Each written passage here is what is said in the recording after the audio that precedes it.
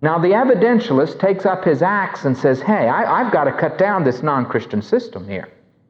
And I'm going to take the axe of hard, cold reason, or of science, or of personal experience, and I'm going to march up to that tree and I'm going to start chopping at that trunk. I'm going to whack off the branches. I'm going to attack the fruit or the concepts or ideas of this non-Christian system one by one. So I'm going to scientifically prove that this system is absolutely illogical, unscientific, and absolutely untenable for the human being who wishes to be rational. Or in this other diagram, you have the non-Christian system viewed as a boat. Now on the boat, the non-Christians have 3 guns, for all of philosophic thought falls into one of these 3 things. So in the non-Christian trying to sink the Christian system, they'll lob a cannonball of mysticism at Christianity. And it's amazing to me that we're living in an age where all the atheists have disappeared. Remember that song from the 60s, Where have all the flowers gone? Where have all the people gone? Now, where have all the atheists gone? In the 60s, they were around by the dozens. You couldn't shake a stick at all the atheists. Where are they? They're all into Eastern mysticism. They who said there was no God now say they are God. I am God, you are God. Let us go meditate with Maharishi Zumi. So where have all the atheists gone? They've ended up in mysticism.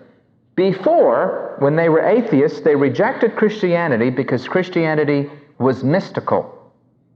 Now they reject Christianity because Christianity is rational. Which proves the point that someone who is determined to reject Christianity will find a reason for rejecting it, even if it means embracing the position they formerly eschewed. So when they were rationalists and were trying to be into scientism and logic, and they denied that Christianity was true and said it was mysticism, now they turn to mysticism, get involved with Zen Buddhism, and now Christianity is rational to them and they must reject it. Well, the non-Christians hurl mysticism, they hurl empiricism at Christianity, and simply say, listen, if you can't bring me a pound of God into the laboratory and we can measure him, then don't talk to me about God. Let's talk about facts, people. Or they use rationalism and simply tell you that the idea of the Christian God is unthinkable. That the Bible is inspired is unthinkable. It's irrational. And so you have the non-Christian saying, well, Christianity is far too rational. I believe in mysticism. The other one comes up and says, well, Christianity doesn't have any facts for it. And the other one says Christianity is too mystical and not rational enough. So you end up with the non-Christians all blasting Christianity. And what does the Christian do? Well, the evidentialist has on board, on the surface of his own ship, 3 guns.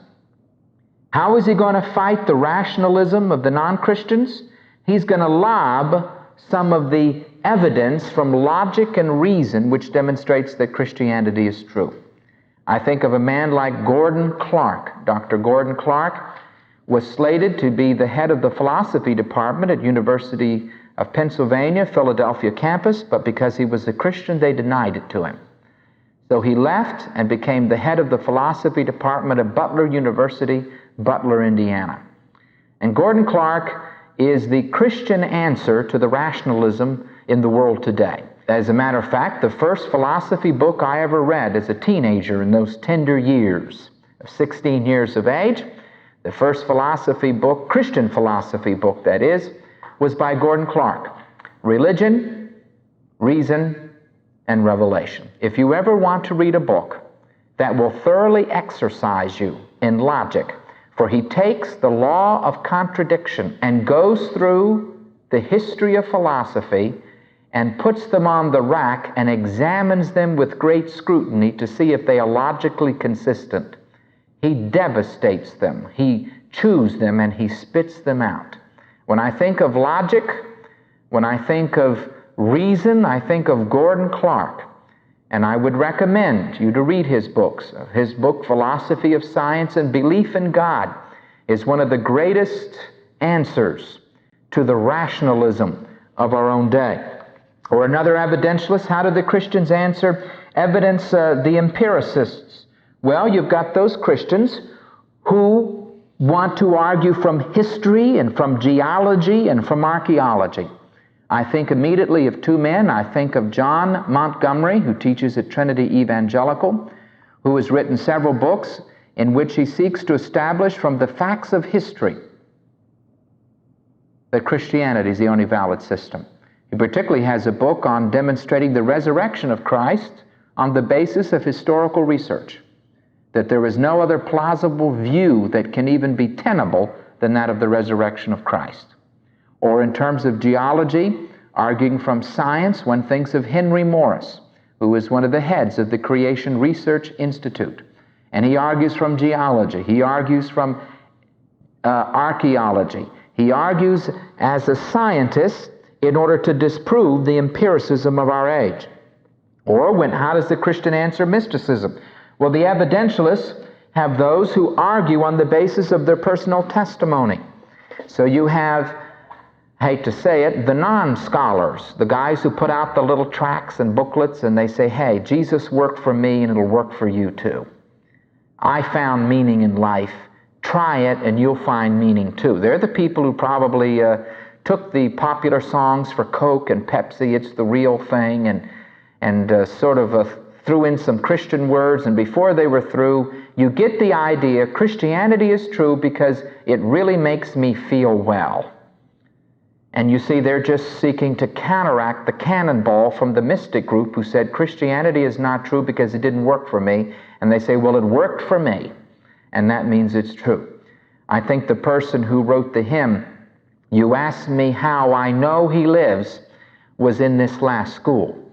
Instead of saying, I know he lives because of the empty tomb, he didn't say that.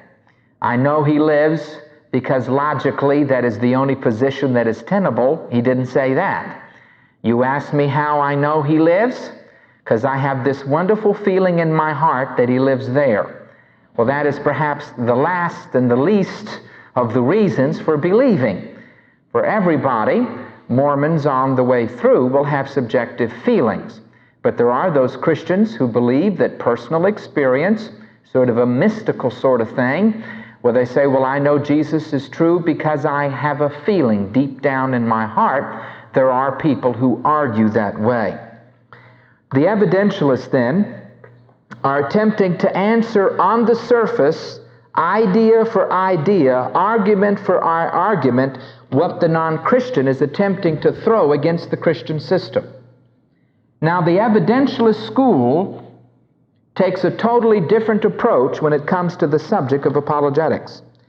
Now, I developed the word presuppositionalism. In one review of my book, the reviewer remarked that the author invented two terms that nobody else uses. Well, I'm sorry that I did, but I couldn't think of any other words that really made it as clear to me.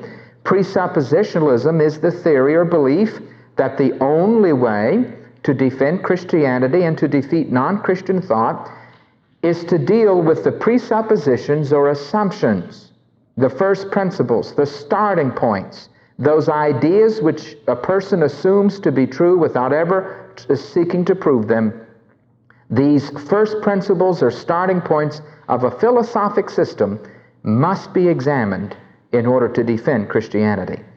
Thus, a presuppositionalist would say it's useless to deal with science, with logical arguments or personal experience, until you have first of all dealt with the hidden, often unconscious ideas or assumptions that this system is making. We need to deal with the ideas which lay behind the objections that are given against Christianity. So in terms of these diagrams, the evidentialist has his axe and he's going to chop the tree and pick the fruit and attack the branches. Whereas the presuppositionalist says, hey, that's a lot of waste of time, you know. That's a big waste of time. And after you cut that tree down, you know what might happen the next year. A branch or something may grow out of that old tree stump, and within a couple of years, you're faced with the same problem all over again. Any of you ever see a tree trunk that something was growing out of it? I'm sure around here you have. So the presuppositionalist says, I'm not going to waste my time attacking point by point non-Christian systems. I'm going to go for the jugular vein, and I'm going to deal with the roots of the system. So he takes a shovel, digs down where the roots or presuppositions are, puts in some dynamite and blows the whole thing up right there and then, and doesn't waste any time. Or in terms of the diagram with the ships, which you have in your book, the presuppositionalist shoots out a torpedo, which is going to attack the Christian system at its hidden depths, in the areas which were not brought forth to discuss, in the presuppositions, the assumptions, the foundation of the system, to attack what is really being said and not just the surface objection to Christianity. And so what the presuppositionalist wants to do is to enable us to see through the surface objections to Christianity and to deal with those hidden presuppositions that form the basis of every single philosophic system or religion. Now, what's amazing is that nearly all of the popular apologists and their books, which are in Christian bookstores, can be placed in one or the other of these approaches.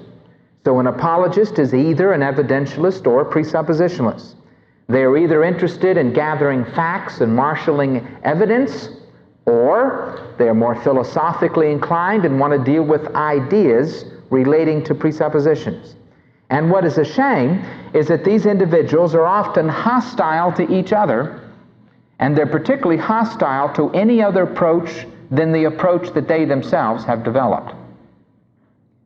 And you find that the theological seminaries line up behind either the presuppositionalist or the evidential system.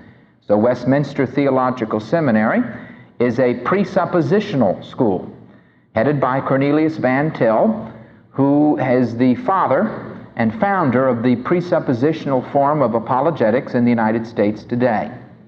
Whereas if you go to Trinity Evangelical Seminary, that is an evidential seminary headed by John Ward Montgomery, who was an evidentialist.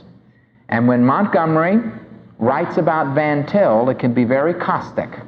And when Van Til writes about Montgomery, it is very caustic.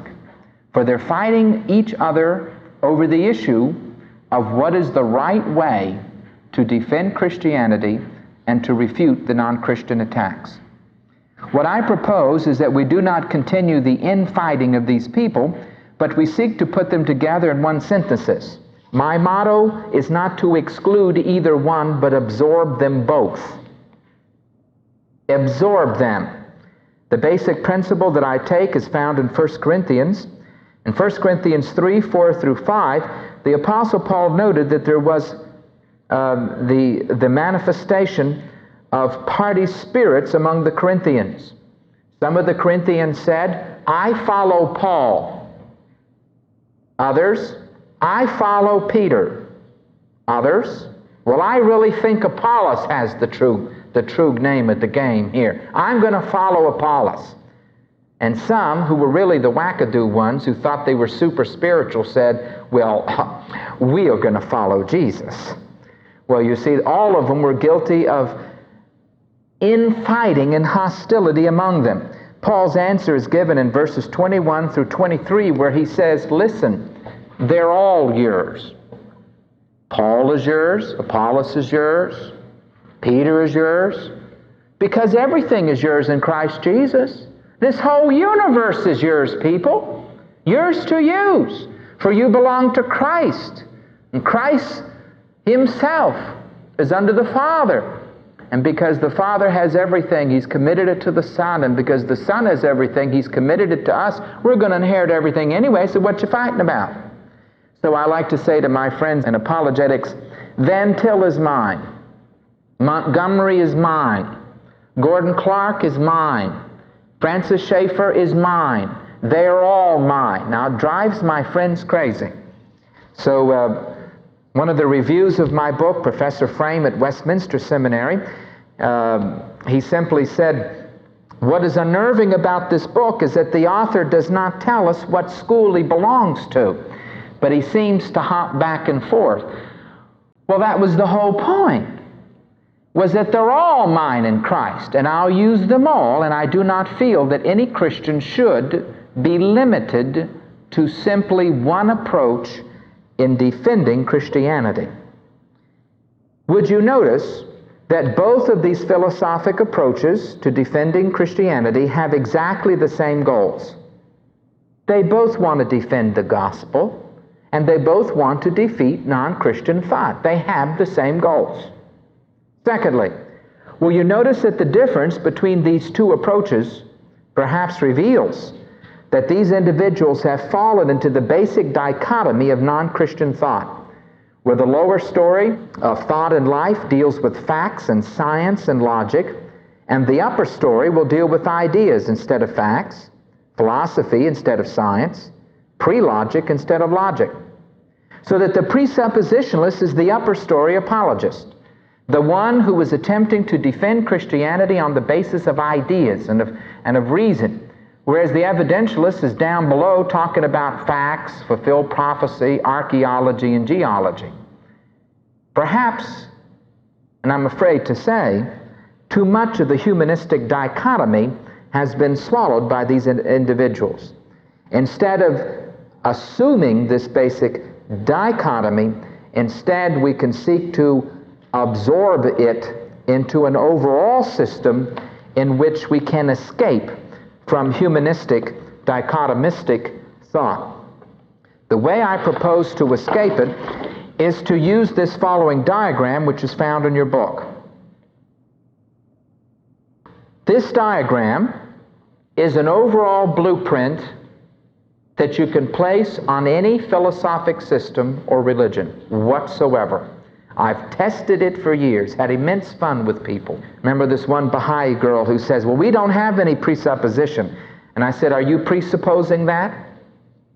That's your presupposition then, my dear. And even though, particularly a year at the University of Pennsylvania, 40 students, none of them were Christians, I put this diagram to the test of the fire of the rages of a lot of heathen. And in the end, it came out the victor. Because every single system is going to conform to this diagram. The diagram is so simple, that's probably why I believe it is so useful. First, whenever you're dealing with the system, you have to think of the person who holds it, even the person who began it. If you want to understand the system, you're going to have to understand the person. You're going to have to know a little bit about their history. Going to have to understand why they believe what they believe. A very interesting book, which I would recommend for anyone to read, is by Robert Sproul, and he wrote the book on the psychology of atheism. If Christianity is true, why are there atheists? Well, he goes on to explain why people become atheists. Fascinating study dealing with the psychology of atheism. You have the person who holds it. Then you have the presuppositions or assumptions, the ideas which are at the foundation of the system. This person has them and he has faith in them. Your presuppositions come from one of three sources. One, you can pick up your presuppositions like a dog picks up fleas. You don't know where you got them from. Elementary school, Sunday school, you pick them up. And you assume that certain things are true simply because you were told them by somebody, sometime, somewhere, and you believed it. Number two, you can reflect upon your presuppositions and then say, well, I have no reason to believe them, but I'm going to do a leap in the dark and accept them anyway. Now that's the existential school, particularly developed by a man by the name of Kierkegaard. Soren Kierkegaard, and others who say we must leap into the dark. We have no reason to leap or not to leap. We leap into the arms of nothing, capital N, O-T-H-I-N-G. I've never found out why it felt more comforting for Kierkegaard to capitalize the word nothing. The difference between a small n and a capital N does not make much difference when it's with the word nothing. But for some reason, he felt emotionally helped by leaping into the arms of nothing if he would capitalize it. So you've got those people who believe what they believe, and they know it, and they have no reason for it whatsoever. It's a leap. Or thirdly, you've got those people who have seriously sat down and reflected on what their starting points are, their assumptions, and then they have felt that there is enough evidence drawn from whatever area of life to vindicate their choice of starting points for their system. So here a person who sits down and comes to the conclusion, I believe the existence of God is one of the first principles of philosophy. And I believe that God exists for very sound reasons. And then he gives you his reasons. Well, that person has thought through his presuppositions and is now going to tell you the reasons why he picks the ones that he wants. For those of you here tonight, most of you, I'm afraid, are like the proverbial dog who picked up fleas. You have a lot of ideas rattling around. Take the old phrase, to err is human, but to forgive is divine. So you have people walking around assuming that is true. And then you have the liberal theologian building on that, and he says, well, the Bible is human, ergo it must be in error. It must. You say, no, it isn't true. To err is not human. Christ was human, and he did not err. Well, you see, they build on little assumptions that you have, and if you're assuming something they hope you are, then they're going to get you. So with the presuppositions, you have a right to ask about the faith that they have in those presuppositions.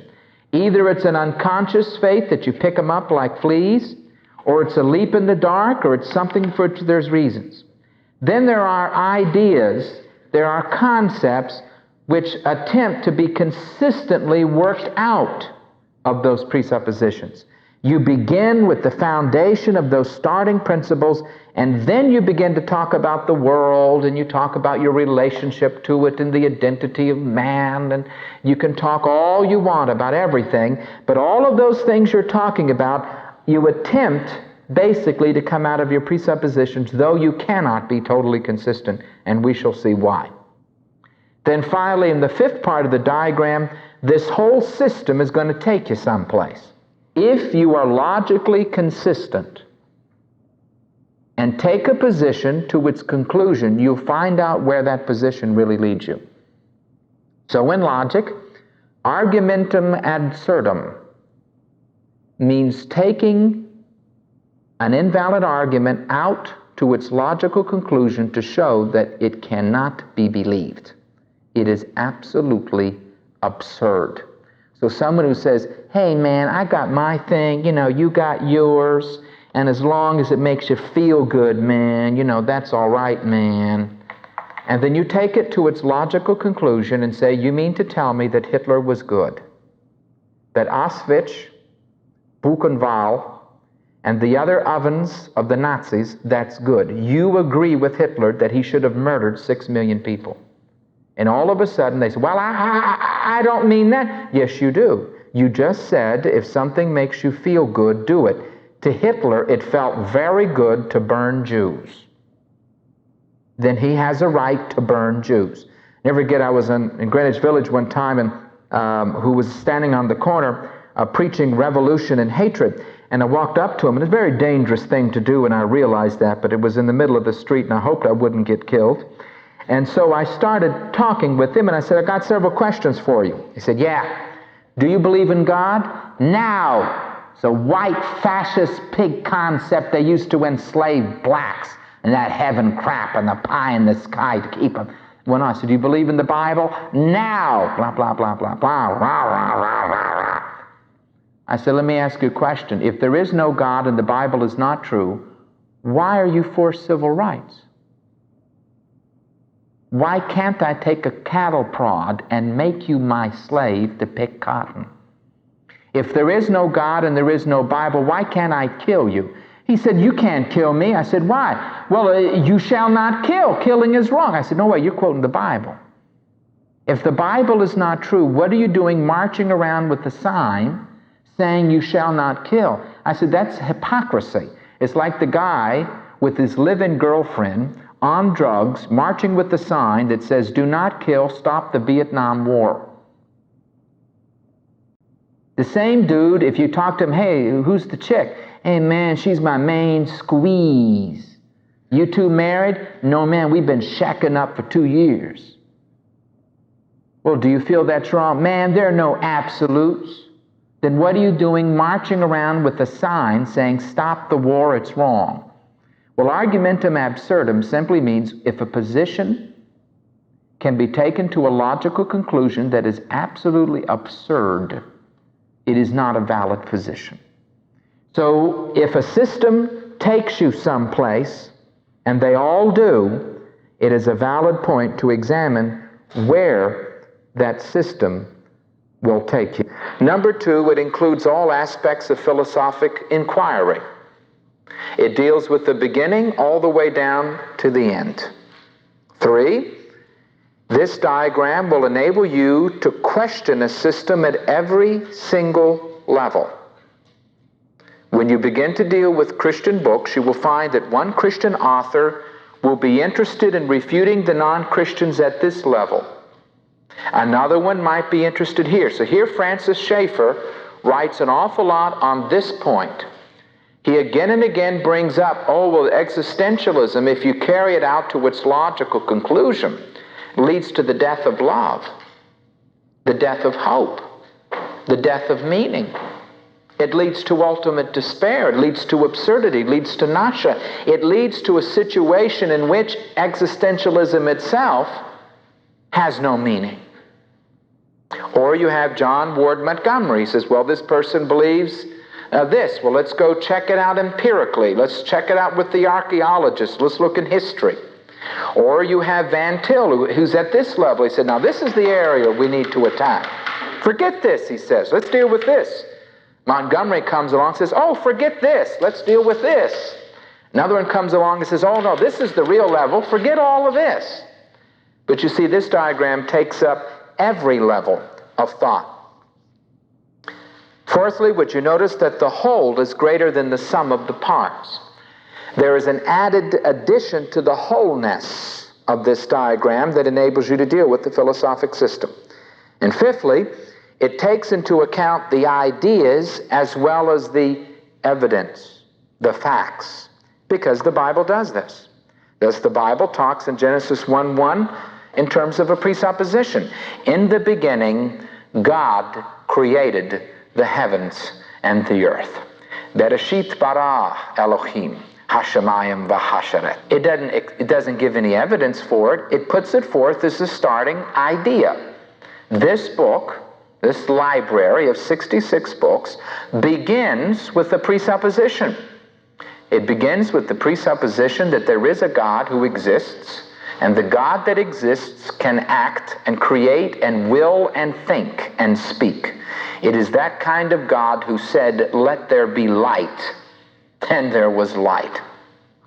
But then the Bible turns around and talks about facts. So in Acts 1:3, Luke writing says, listen, Christ proved that he was bodily raised from the dead by many evidences. And the book goes on to say how Christ ate fish. Ghosts don't eat fish. Christ drank with them. Ghosts don't drink. People touched him. Remember Thomas? Jesus says, okay, come on, here we go. Check it out. It's empirical reality here. So the Bible is not opposed to the use of evidences, neither is it opposed to the use of presupposition. The Bible has both. Thirdly, would you please notice the importance of asking the right question at the right level? For asking the right question is the name of the game. You can determine the philosophic depth of someone's meditation and study by the degree to which they place emphasis on trying to find the right questions. The more shallow a person is, the more they talk about solutions. The more deep a person is, the more they realize the question is the biggie. If you don't ask the right questions, you ain't going to come up with the right answers. And you see here, we're going to ask questions about the person. Now you have other people who say, oh, well, that's ridiculous. What does the person have to do with the position? Well, where do you think the person came from if it didn't come from the position? Where did it come from if it didn't come from the person? So here is the man who started the attack on the 5 books of Moses, Jean Astruc. And he said, Moses did not write the 5 books of Moses, but the divine names each reveal a different author, and through his books, finally the liberal teaching of the Wellhausen-Graf teaching that the Old Testament, particularly the Pentateuch, can be seen in terms of being JEPD, the Jehovahnists, the Elohimists, the Deuteronomy, and the priestly code writers. So Moses didn't write the 5 books of Moses, but you have 4 groups who did it. Well, what about Jean Astruc? Who was he? Why did he? What happened? You find out the guy was a pimp. He ran brothels in Paris. He was an atheist Jew, and he stated that he was out to destroy the 10 Commandments. And the only way to destroy the 10 Commandments was to destroy the integrity and credibility of Moses as the author of the 10 Commandments. And he said once he destroyed Moses, he destroyed the 10 Commandments. Once he destroyed the 10 Commandments, he destroyed the Old Testament. Once he destroyed the Old Testament, he would destroy Christianity. So here was an atheist Jew who had an immoral axe to grind. His conscience bothered him. So he decided to attack Christianity. What kind of true, honest, unbiased scholarship comes out of a person like that is what I would like to know. Now, you will notice something with non-Christians. When you point out the ulterior motives of non-Christian thinkers, they will tell you that that is not valid. The moment you quote a Christian historian or scholar, they will dismiss it because they say, well, that person was for Christianity and had ulterior motives. What is sauce for the gander is sauce for the goose. If a person writes something because they hate Christianity, that's ulterior motives too. I read through the 6 volumes, the Encyclopedia of Philosophy, and I was very interested to take note of the fact of all the absolutely hostile anti-Christian philosophers who came out of clergymen's homes or who had a Christian pietistic background. I found them by the dozens.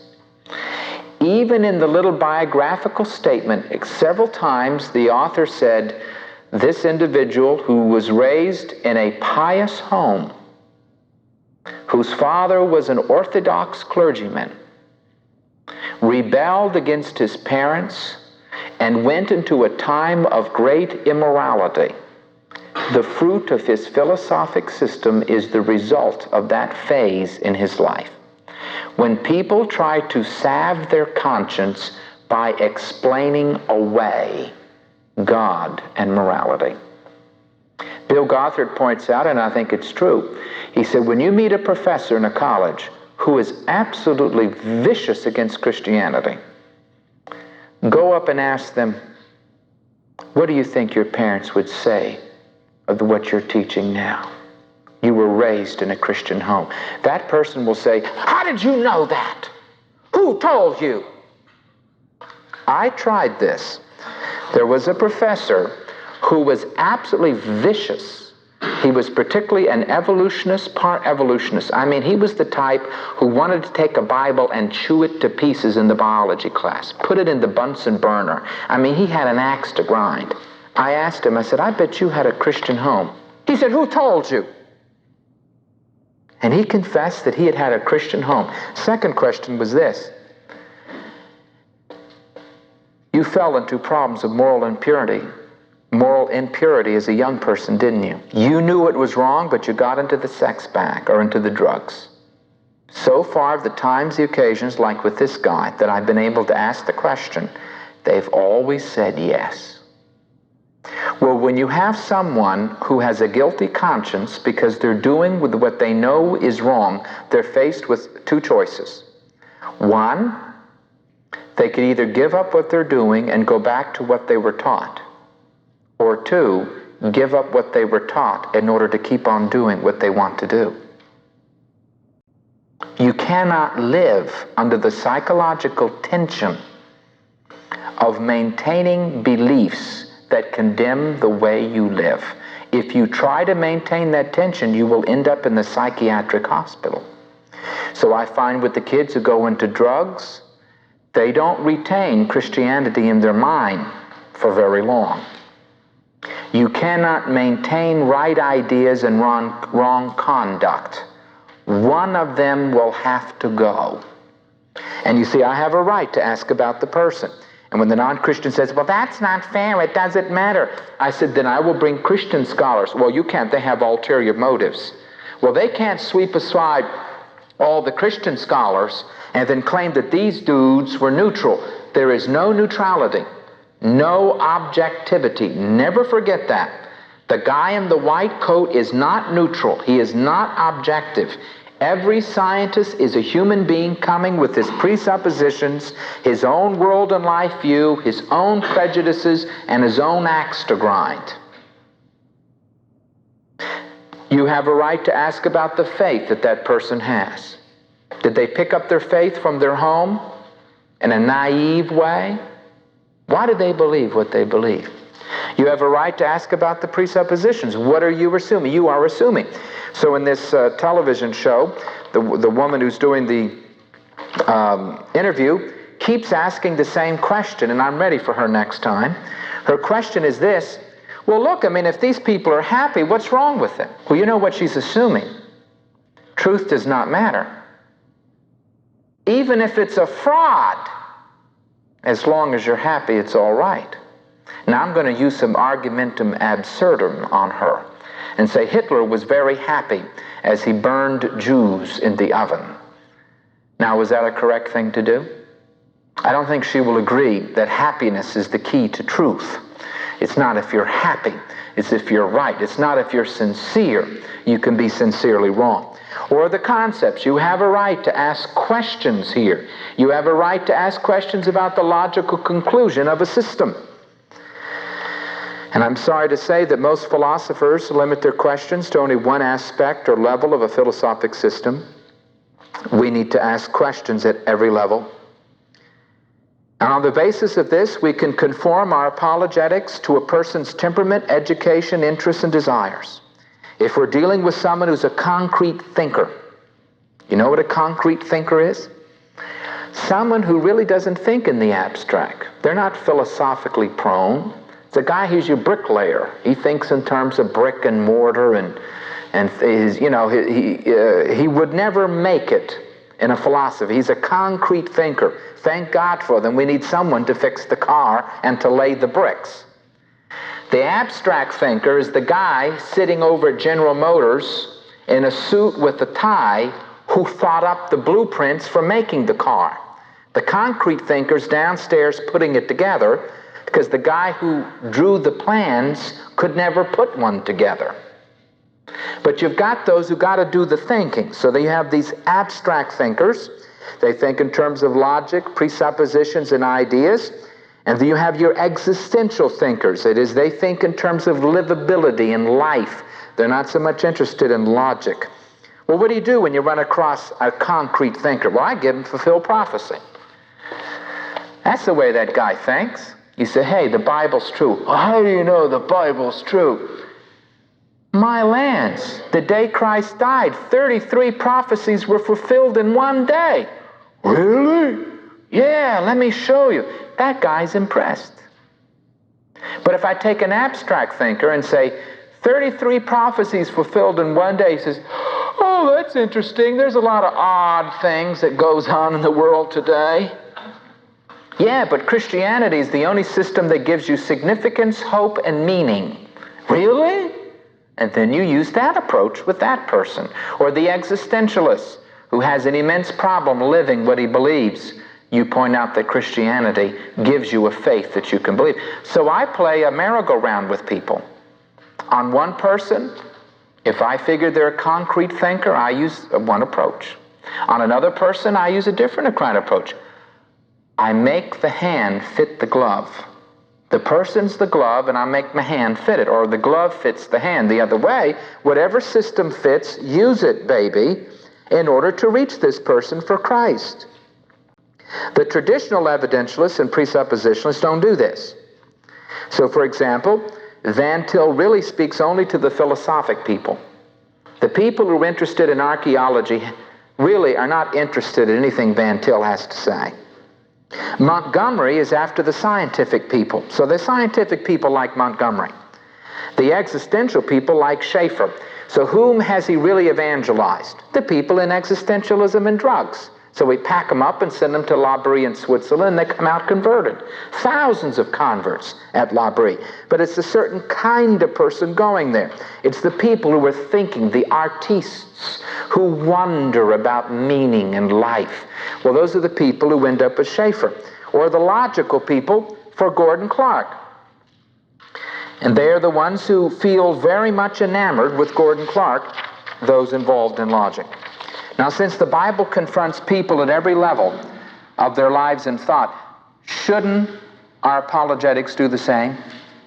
If the Bible is pliable and meets people where they are to take them to where they should be, shouldn't our apologetics do the same? And since the Bible was written for all kinds of people, rich people, poor people, high IQ people, low IQ people, educated, uneducated, scientific, unscientific, concrete, abstract, should not our apologetics do the same? We need to have a defense of Christianity that meets people where they are to take them where they ought to be. And we need to have that pliability to start at any level depending on where this person is. I have sat down with many a non-Christian and drawn this diagram on a napkin in a restaurant someplace. And they say, well, how do you know the Bible's true? I draw the diagram. Or they say, well, why don't you believe in Zen Buddhism? I draw the diagram. And it's a very convenient way to press home the gospel and to why you believe that Christianity is a valid way of believing and of living. Make sure you understand the terms now. Presupposition, assumption. Simplest way, when you come in your room, you see a chair and you sit on it. You had a presupposition or assumption that the chair would hold you up. Sometimes you're wrong, and down you go. But an assumption is something that you take as true without really thinking about it.